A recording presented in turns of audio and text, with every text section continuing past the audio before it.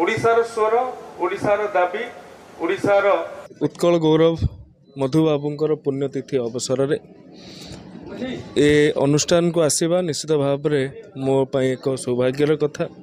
कटक सहित मधुबाबूंकर संपर्क दीर्घ दिनर एवं आज एक विशेष तिथि एइथिपाई आज को प्राय 100 वर्ष पूर्वर गांधीजी द्वितीय थर पर ओडिशा आसीथिले एवं कटक आसीथिले। सही समय रे तांकर मधुबाबू सहित प्रथम साक्षात्कार होता एवं से साक्षात्कार टी एते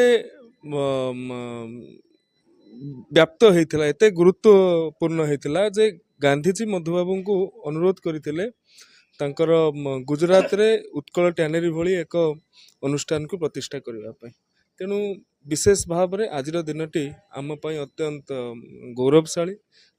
100 वर्ष तले जो ऐतिहासिक घटनावली घटी ताको आज मन पकेबा रोमंथन करवा एवं ए विश्वविद्यालय को क्यों भली भाव में उन्नतिर शीर्ष सोपान रे नहीं कि पहुँचे पारिबा सेटा हमर आज दिन रे संकल्प आवश्यकता।